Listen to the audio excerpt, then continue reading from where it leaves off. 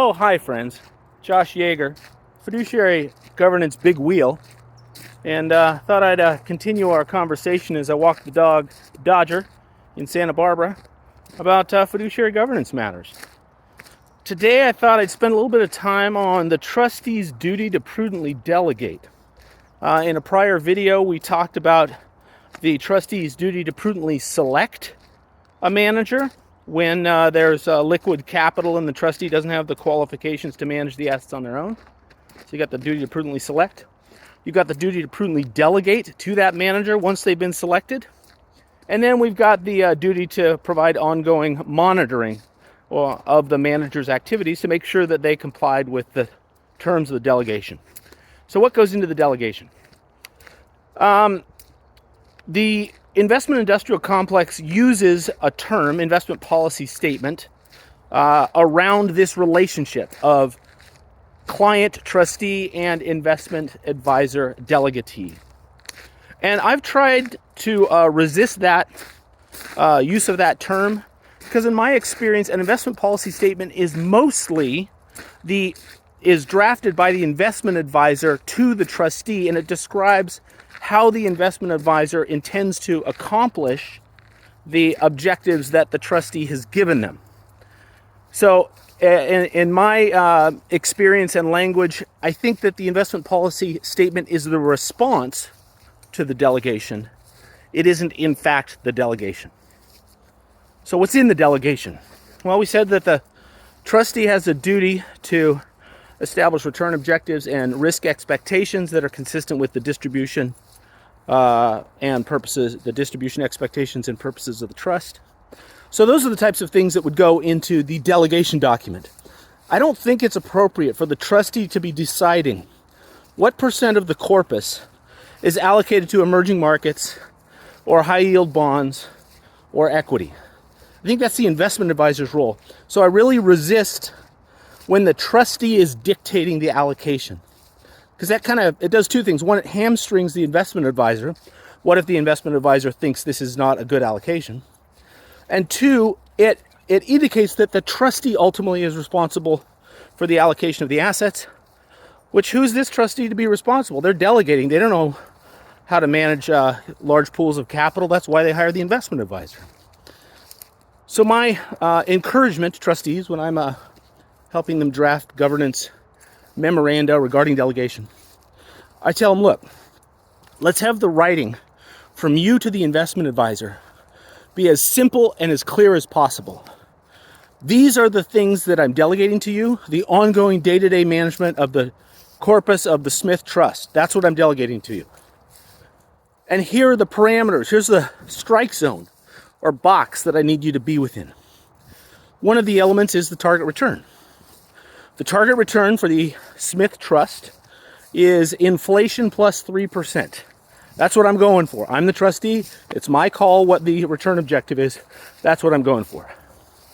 Now, some trustees define the return as a nominal return, target return of 6%, which is kind of insensitive to inflation. That return objective could be alternatively stated as inflation plus, targeted return of inflation plus 6, or inflation plus 3. It's the same number though, right? If we're in a 3% inflation world. And let's not get bent out of shape about what is the current inflation rate, today's inflation rate. Let's use a 10-year rolling inflation period for the definition of the target rate of return. Okay, so that's one communication to the investment advisor. Target return is X. Best practice, inflation plus some number, alternatively described as a nominal return of Y. I like putting them both in just for clarity's sake. That's what we're going for. We know the investment advisor isn't going to get that return. They're going to get some return above or below that, right? It's not like they have a special machine that they dial in what the return outcome is for a portfolio and it magically spits out. What they do is gear the risk and allocation of the portfolio in a way that they think will accomplish that return. So that's directionally, that's where we're going, is that return. Second, in the delegation is the risk expectations. So there's a lot of ways of defining risk. There's a lot of different types of risk. In a big complex trust, we might need more description than I'm going to give you right now. But let's keep it simple and say standard deviation is risk. The variability of the returns is the risk. The uncertainty of what's going to happen next as measured by the volatility of the return series. That's how we're going to measure risk, standard deviation. So we tell the investment advisor, hey, I gave you a target return of inflation plus 3, nominal return of 6. Really, they're the same thing in the 3% inflation world.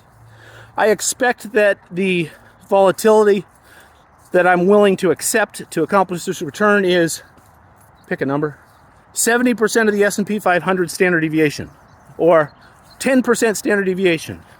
Something that can describe, I'm shooting for 6, and I know that it might be 16, and I know that it might be -4 in any given year. Gives you a range of possible outcomes. And again, the investment advisor does not have a magic machine that they can precisely calibrate this, but at least we're giving some instructions. We're delegating to them, and we can monitor against these key performance indicators later. Other factors that should go into the delegation. Trustee says, you know what? It's really important to me that we keep some amount of this portfolio in bulletproof stuff. I call it the bond bunker. It's high investment quality, short-term treasuries, CDs, bonds from Apple. It's safe stuff, right? It's stuff that's not going to get whacked if interest rates have a lot of volatility or if there's some dislocation in the capital markets. It's our bond bunker. So a trustee might say, look, I want you to keep 5 years worth of distributions in really safe stuff. Safe stuff as investment quality, short-term, fixed income securities. Because I still have to make my distributions, even if the market is dislocated and things go haywire. I still have a duty to provide cash flow to the beneficiary. I can't just shut off the spigot. And what the trustee decides in terms of the multiple of distributions to establish, it's up to them. It's up to the facts and circumstances. Maybe they don't need that if they also own a big apartment building. If the trust owns an apartment building that's providing plenty of cash flow. Okay, but that would be one allocation decision that I think is appropriately retained by the trustee. This is described as the minimum bond allocation. If the investment advisor says, look, I think now's the time to increase our bond allocation, fantastic, let's do that. Hey, Dodger, come here, bud. Dodger went running off into the woods. Hi, buddy. All right. Hey, Dodger, we're going this way. So, we got the return objective, we got the risk expectations, we got the minimum bond allocation. We appreciate that it's not the trustee's job to set the specific asset allocation. That's the investment advisor's job because they're the one with the license. They're the one that has years of experience doing it. So let's not have the trustee be dictating what the allocation of this portfolio is. Other things that I think are a good practice to put in the delegation. What's the fee? The investment advisor quoted a fee when they said, yeah, I'd be happy to help you. Let's write it down so we don't forget. Remember that one of the duties of a trustee is to pay only reasonable fees. Makes sense that we should write it down. I'm going to pay 75 basis points on the $5 million trust that Morgan Stanley is going to manage for me. Great, let's write it down so we can compare it in the future. Any other things? Liquidity. So if the investment advisor is given responsibility for the allocation decision, we have to, a prudent trustee would put some governors around how much lack of liquidity is allowed in the portfolio. If the investment advisor says, hey man, we got this really great private equity fund 6 coming out. I think it's perfect for the portfolio. Has the trustee said, look, everything in the portfolio has to have a 2-day liquidation. It's got to be marked to market daily, and I've got to be able to get out of it any time. Or have they said, you know what, it's okay. We can have 10 or 15% of the portfolio in illiquid stuff. We can have more if it's liquidity on a monthly basis. We'd have less if it's liquidity on a quarterly basis, or like a perpetual lockup in a real estate syndication. that you're in until it's done.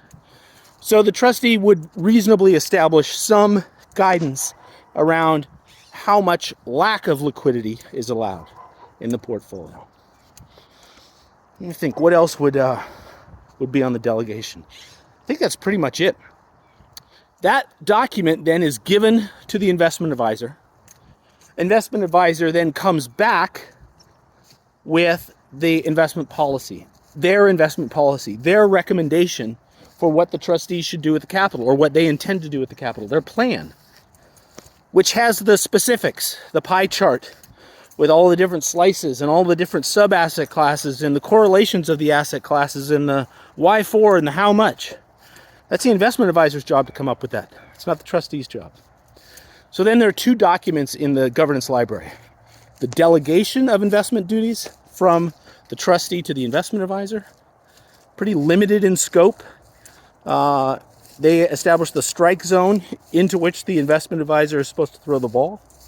And then the investment advisor responds with the investment policy, which describes how the investment advisor thinks that they can best accomplish those objectives. Those documents then offer the roadmap for the trustee's next duty, which is the duty to monitor the advisor's activities after the delegation has been done, which we'll cover in another video. Good morning.